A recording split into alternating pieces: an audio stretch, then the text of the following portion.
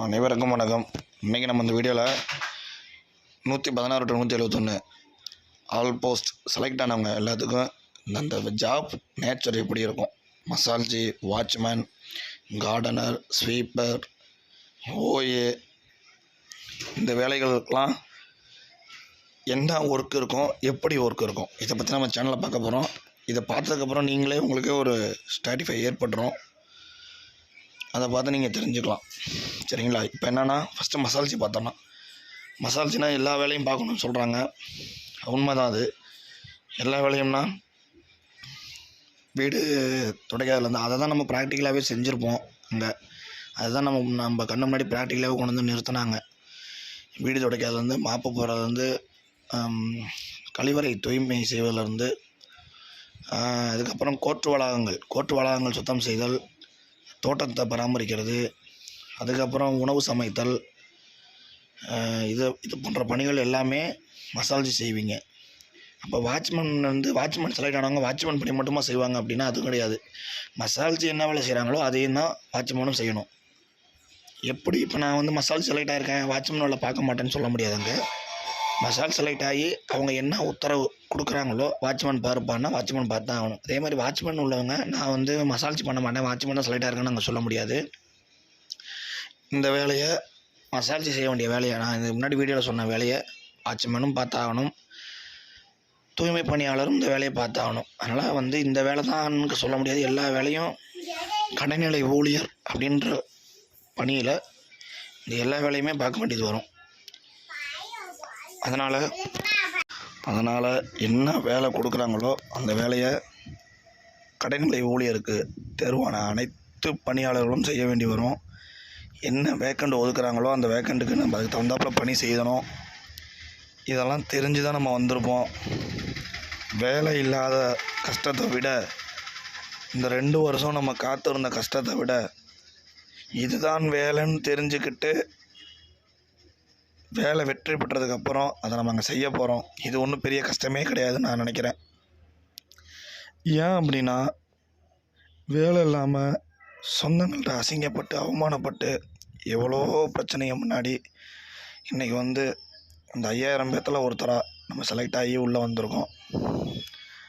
இதோட வலி வேதனையெல்லாம் புரியும், செலக்ட் ஆனவங்க புரியும்னு நினைக்கிறேன். அவ்வளோ சலுகைகள் இருக்குது இதில்.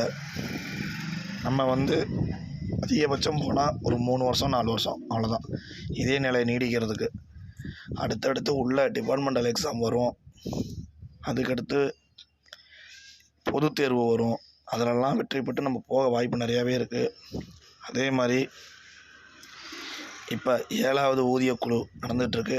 8th பே கமிஷன் இம்ப்ளிமெண்ட் பண்ண போகிறாங்க.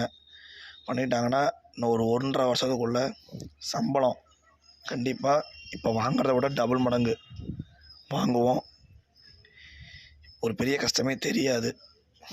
வீட்டில் என்ன வேலை பார்த்தவங்க வீட்டில் என்ன வேலை பார்த்தோமோ அதை தான் அங்கே செய்ய போகிறோம். இது நம்மளுக்கு ஒரு ப்ரெஷராகவே தெரியாது. வேலை இல்லாத இவ்வளோ நாள் வேலை இல்லாமல் கஷ்டப்பட்டு 2.5 வருஷமாக கிடைக்காதுன்னு ஏங்கிக்கிட்டு இருந்தவங்களுக்கு இது ஒரு வரப்பிரசாதமாகவே அமைஞ்சிருக்குன்னு நம்பணும். கண்டிப்பாக நமக்கு எதனா ஒரு சப்போர்ட்டுக்கு நமக்குன்னு ஒரு சங்கம் அங்கே இருக்கும். அந்த சங்கம் குரல் கொடுப்பாங்க. கவர்மெண்ட்டு ஊதியன்றது பெரிய விஷயம் வாங்கிறது. அது கிடச்சிருக்கு. அதை நல்ல முறையாக பயன்படுத்திக்கிட்டு சொல்கிற வேலையை கண்டிப்பாக செய்வோம். ஏற்கனவே வீடியோவில் சொன்ன மாதிரி வாட்டர்மேன், வாட்டர் விமன், கார்டனர், மசால்ஜி, வாட்ச்மேன், நைட் கம் மசால்ஜி அண்ட் வாட்ச்மேன், இதெல்லாமே இந்த 5-6 போஸ்ட்டுமே எல்லா பணியுமே செய்கிற மாதிரி தான் இருக்கும். அதனால் அவங்களுக்கு மட்டும்தான் இந்த பணி, இவங்களுக்கு மட்டும்தான் இந்த பணி கிடையாது. எல்லா வேலையுமே நம்ம எல்லாமே செய்யணும். அதை திருப்பி நான் சொல்கிறது என்னன்னா, வேலை இல்லாமல் இருந்த காலத்தில் ஒரு கஷ்டப்பட்டோம் அசிங்கப்பட்டதை விட இப்போ வேலை கிடச்சிருக்குது. இது இப்படியே நீடிக்க போகிறது கிடையாது. இது எவ்வளோ போட்டி போட்டு நம்மளுக்கு இந்த வேலை கிடச்சிருக்கும். அதை நினச்சி பாருங்கள். கண்டிப்பாக நல்லது நடக்கும். கவலைப்படாத. யார் சொல்கிறது எதுவும் வருத்தப்பட்டுக்க வேணாம். சம்பள உயர்வு, நல்ல சம்பளம் வருது. கண்டிப்பாக எமர்ஜென்சிக்கெலாம் லீவ் கொடுப்பாங்க, கொடுக்காமலாம் இருக்க மாட்டாங்க. சுழற்சி முறை விடுமுறையும் கிடைக்கும். எப்படியா இருந்தாலும் காலையில் ஒரு 6 மணிக்கு வேலைக்கு போனோம்னா நைட்டு 8 மணி 7 மணிக்கெலாம் வீட்டுக்கு வந்துடலாம். வீட்டுக்கு வந்து மற்ற ஃபேமிலி வேலையை நம்ம பார்த்துக்கலாம். பிள்ளைங்களை பார்க்குறது, ஃபேமிலி ஒர்க்கு இதெல்லாம் நம்ம பார்த்துக்கலாம். இதுக்கு மேலே என்ன வேணும்? ஒன்றா ஒரு 2-3 வருஷம் கஷ்டப்பட போகிறோம். அதுக்கப்புறம் ப்ரமோஷன் ஆக ஆக நம்ம கோர்ட்டுக்குள்ளே வரப்போ என்னென்ன கவர்மெண்ட் லீவ் இருக்கோ அந்த கவர்மெண்ட் லீவு நம்மளுக்கும் இம்ப்ளிமெண்ட் பண்ணுவாங்க. அந்த பிரகாரம் பார்த்துக்கலாம்.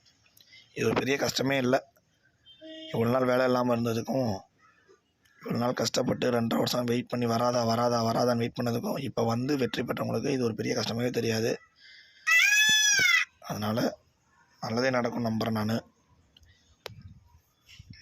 அதுக்கப்புறம் அந்த வெயிட்டிங் லிஸ்ட்டில் உள்ளவங்க திருப்பி கொஸ்டின் கேட்டுகிட்டே இருக்கீங்க. இது வந்து 50-50 தான் சொல்ல முடியும். எப்படின்னா, வெயிட்டிங் வந்திருக்கு, 1 வருஷ காலம் வரையும் காத்திருக்கிறதுக்கு எதனாச்சும் ஒரு நல்ல யூஸ் ஆகிற மாதிரி அடுத்தடுத்து நோட்டிஃபிகேஷன் இப்போ வரப்போகுது. ஜூனியர் பெய்லீஃப், சீனியர் பெய்லீஃப்லாம் இப்போ வரப்போகுது. எப்படியும் ஆகஸ்ட் எண்டுக்குள்ளே வந்துடும். அதுக்கு படித்து தயாராகுவோம். இருந்தாலும் ஒரு வாய்ப்பு இருக்குன்றதை நம்பிக்கிட்டே படிப்போம். படித்து மேலே போயிட்டோம்னா அதை கூட வேலை கிடைக்க வாய்ப்பு இருக்குது. அதனால் இதையே நம்பாமல் வெயிட்டிங் லிஸ்ட்டில் இருந்தால் ஒரு சான்ஸ் இருக்குது, அவ்வளோதான். சான்ஸ் இருக்குது தான், ஆனால் கன்ஃபார்ம் கிடையாது, சான்ஸ் இருக்குது. அதையும் மனசில் வச்சுக்கிட்டு மேற்கொண்டும் படிப்போம். படித்தோம் அப்படின்னா ஜூனியர் பெய்லீஃபாவோ சீனியர் பெய்லீஃபாவோ உள்ளே போகலாம். அதனால் வெயிட்டிங்கில் இருக்குது, கிடைக்குமான்னு இதே நம்பிக்கிட்டு உட்காந்துருக்க வேணாம். நமக்கு இந்த வேலை கிடைக்கணுன்றது ஆரம்பத்துலேருந்தே சொல்கிறது தான். இந்த வேலை நம்மளுக்கு கிடைக்கணும்னு இருந்தால் கண்டிப்பாக கிடைக்கும். அது யாராலையும் மாற்ற முடியாது. கண்டிப்பாக வெயிட்டிங்கில் இருக்கவங்க இதையே முயற்சி பண்ணாமல் அதை அப்படியே விட்டுட்டு அடுத்தது என்னதோ அதை நம்ம படிக்க ஆரம்பிப்போம். சரிங்களா? அதே மாதிரி ஒரு அதிகபட்சமான ஒரு 15 நாள், ஒரு மாதம் வரையும் வெயிட்டிங்கில் இருக்குமேன்னு ஒரு கவலை வரும். அப்புறம் நியூ நோட்டிஃபிகேஷன் வரப்போ அந்த கவலையெல்லாம் மறந்துட்டு படிக்க ஆரம்பிச்சிருவோம். அதனால் செலக்ட் ஆனவங்களுக்கு வாழ்த்துக்கள். வெயிட்டிங்கில் இருக்கவங்களுக்கு சான்ஸ் இருக்குது, மேற்கொண்டு முயற்சி பண்ணுவோம், அவ்வளோதான். அதே மாதிரி ரிஜெக்ட் ஆனவங்க எந்த வருத்தமும் படாதீங்க. இதை விட ஒரு நல்ல கண்டிப்பாக உங்களுக்கு ஆண்டவன் வந்து கொடுப்பாங்க, நல்ல ஜாப் கொடுப்பாங்க. இவ்வளோ தூரம் முயற்சி பண்ணி ட்ரை பண்ணி வந்திருக்கீங்க. அதனால் நீங்கள் மீண்டும் ட்ரை பண்ணுங்கள். ஜூனியர் பெய்லீஃப் எவ்வளவோ கவர்மெண்ட் எக்ஸாம் இருக்குது, எவ்வளவோ துறைகள் இருக்குது. அந்த துறையில் வர எக்ஸாம் எல்லாத்துக்குமே எழுதி போடுங்க. கண்டிப்பாக முயற்சி வந்து ஏன்னா ஒரு வெற்றியை தேடி தரும். அதனால் நான் சொல்லிக்கிறதுலாம் அதான். தோல்வி கிடையாது. இது கட் ஆஃபில் நம்ம வரல, அவ்வளோதான். எந்த வருத்தமும் அடைய வேணாம். இதில் வெற்றி அடைஞ்சவர்களுக்கு ஒன்று எக்ஸாமில் எடுத்த மார்க் மட்டும்தான். வெற்றி அடைந்தவர்களுக்கு எக்ஸாமில் எடுத்த மார்க்கு மட்டும்தான் நம்மளுடையது. மீதியெல்லாம் அது உங்களுக்கே தெரியும் எப்படி வந்துச்சு, எப்படி கடந்து வந்த பாதை. அதனால் வருத்தப்படாமல் நம்மளுடைய முயற்சியை கைவிடாமல் மீண்டும் முயற்சித்து வெற்றி பெறுவோம். நிறையா வேக்கண்ட்டு பல துறைகளில் வேக்கண்ட் வெளிவர இருக்குது. நல்லா முயற்சி பண்ணுவோம். எந்த வருத்தமும் கொள்ள வேணாம். ஏன்னா வீடு ஈஸியாக அவங்களுக்கு சொல்கிற மாதிரி இருக்கும். இந்த மனசை யாராலையும் அது ஆறுதல் சொல்ல முடியாது தான். தோல்வி அடைஞ்சு வெளியே போனவங்க, வெயிட்டிங் லிஸ்ட்டில் உள்ளவங்க எல்லாத்துக்குமே ஆறுதல் சொல்ல முடியாது. இருந்தாலும் நம்ம சேனல் மூலமாக ஒரு சின்னதாக ஒரு ஹோப் மாதிரி கொடுப்போன்றதுக்காண்டி தான் இதை நம்ம சொல்லிகிட்டு இருக்கோம். முயற்சி பண்ணிகிட்டே இருப்போம், வெற்றி பெறுவோம், அவ்வளோதான். வெற்றி பெற்றவர்களுக்கு ஆல்ரெடி வீடியோவில் சொன்னது தான். நல்லபடியாக பண்ணி செய்யுங்க. அடுத்தது உங்களுக்கு உள்ள டிபார்ட்மெண்ட் எக்ஸாம் வரும், அப்புறம் காமன் எக்ஸாம் வரும். அதனால் வெற்றி பெற்றலாம். அதே மாதிரி இந்த 8th பே கமிஷன் அது என்னென்னா, இப்போ இந்த வருஷம் இறுதிக்குள்ளே அது ஒப்புதலாகி அடுத்த வருடம் 2027 ஜூன் ஜூலை ஆகஸ்ட்டுக்குள்ளே கன்ஃபார்ம் ஆகிடுச்சு அப்படின்னா இப்போ சும்மா ஒரு பேசிக்கு சொல்கிறேன். ஒரு 20,000 சம்பளம் வாங்குகிறோம் எல்லா அரசு துறைக்கும், எம்ஹெச்சிக்கும் சேர்த்து தான் சொல்கிறேன், எம்ஹெச்சிக்கும் சேர்த்து தான் சொல்கிறேன். ஒரு 20,000 சம்பளம் வாங்குகிறோம், பேசிக் சர்வெண்ட் 20,000 சம்பளம் வாங்குகிறோம் அப்படின்னா இன்ட்டு 2 40,000 சேலரி வாங்குவோம்.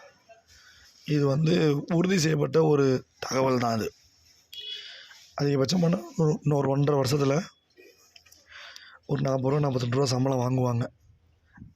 அதனால் எங்கே பார்த்தாலும் இந்த வேலை கடினம் அப்படின்னு சொல்கிறத கேள்விப்பட முடியுது. என்ன கடினம் சொல்லுங்கள்? கடினம்லாம் ஒன்றும் கிடையாது. இதை பற்றி ஃபுல்லாக நம்மளுக்கு தெரிஞ்சிருந்து ஒரு அரசு வேலை கிடைக்காதுன்னு தான் உள்ளே வந்திருக்கோம். நம்ம ப்ராக்டிக்கலில் செஞ்சு தான் அங்கே போய் செய்ய போகிறோம். சொல்கிறத செஞ்சு முடிச்சிட்டா நம்மளுக்கு என்ன கடினம் இருக்குது? அதாவது சுழற்சி முறையில் தான் கொடுப்பாங்க டியூட்டியுமே. அதெல்லாம் ஒன்றும் கடினம்லாம் கிடையாது. புதுசாக இருக்கனால ஒரு மாதத்துக்கு நம்ம பழகிறதுக்கு ஒரு மாதமோ அல்லது 2 மாதமோ ஆகலாம். அதே பழகிருச்சுன்னா எல்லா வேலையும் கடினம் தான். கடினம் இல்லாத வேலை என்ன இருக்குது? கை நிறைய சம்பளம், சாதாரண பேசிக் சேலரி ஒரு 25 ரூபா. அது இப்போதைக்கு இந்த வேலை இல்லாமல் கஷ்டப்பட்டு வேலை வாங்கினவங்களுக்கு அந்த 25,000ன்றது கை நிறைய பணம் தான். அது 1ஆம் தேதியான சம்பளம், கை நிறைய பணம் தான். அது இவ்வளோ நாள் எப்போ சம்பளம் போடுவாங்க, அன்னன்னைக்கு போனால் தான் சம்பளன்ற மாதிரி இருந்தது. இப்போ 1ஆம் தேதியான கரெக்டாக சம்பளம் வந்துடும். அதை நம்பி நம்ம எதுவுமே குழந்தைங்களுக்கும் சரி, பொருளாதார ரீதியாகவும் சரி, ஒரு ஈடுபாடில் இறங்கலாம். ஃபீஸ் கட்டுறது, குழந்தைங்களுக்கு ஃபீஸ் கட்டுறது, அதுக்கெலாம் சொல்கிறேன். அதனால் அதை பற்றி நியூஸ் சொல்லணும்னு தோணுச்சு. என்னோடய உண்மையான ஃபேக்டை நான் சொல்லிட்டேன். நம்ம சேனலை சப்ஸ்கிரைப் பண்ணாதவங்க சப்ஸ்கிரைப் பண்ணி வச்சுக்கோங்க. ஏதேனும் தகவல் தேவைப்பட்டால் கீழே கமெண்ட் பண்ணுங்கள். ஆளுன்ற பெல் ஐகானை அமுக்கிக்கோங்க. நன்றி, வணக்கம்.